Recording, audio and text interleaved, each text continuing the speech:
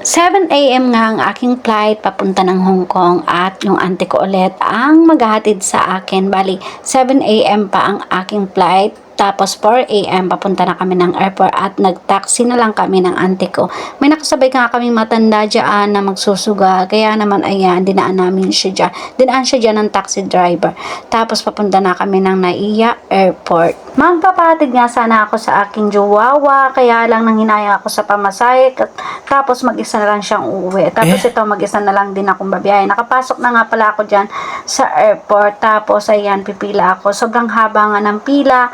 Tapos dito ko lang nalaman din na pag malilate na pala or may hinahanap na sa aeroplano na pasahero ay tinatawag na dyan or ina-announce na yung flight nila. Tapos ito, pagkatapos ko doon ay dito na ako pumunta sa immigration. Tapos hinanap ko na yung gate ko papunta sa aeroplano. Tapos ayan, nang nakalagpas naman ako sa boarding gate at eto na nga, hawak ko na yung ticket ko tapos passport ko. Ayan, papunta na kami sa aeroplano. Bale, mag-shuttle kami dyan kasi medyo malayo yung pwesto ng aeroplano. Diba? Talagang kami ang mag-a-adjust. At akala ko nga yung kasabay ko sa paglalakad na Pinay ay first time niya ay makakatabi ko sa upo kasi 25 tsaka 26 ay 24 lang yung number namin, yung pala magkaiba pala ng letter. Kaya naman ayan, hindi ko alam kung may katabi ako dyan or may makakatabi ako dyan kasi nung una kong flight ay mag-isa lang ako sa upuan.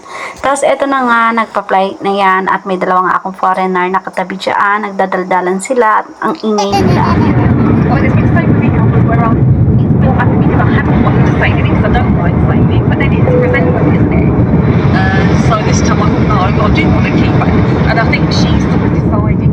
Sobrang natutuwa ako sa partner na katabi ko kasi panay kaurin tapos minamotivate nila ako sa gagawin kong trabaho sa Hong Kong. Dahil mahilig ako sa pag-capture ng mga pinupuntahan ko ay yung una kong ang flight ay nawala yung cellphone ko kaya naman kasama na yung mga memories ko sa airplane. Kaya naman eto, may pagkakataon na ako na makapag-edit. Ayan, nasa Kalawakan na ako. Charis! Kalawakan! Distribution process. Pre-ordered sandwiches are served chilled.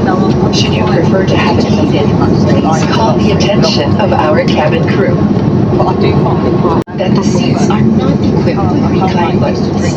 These seats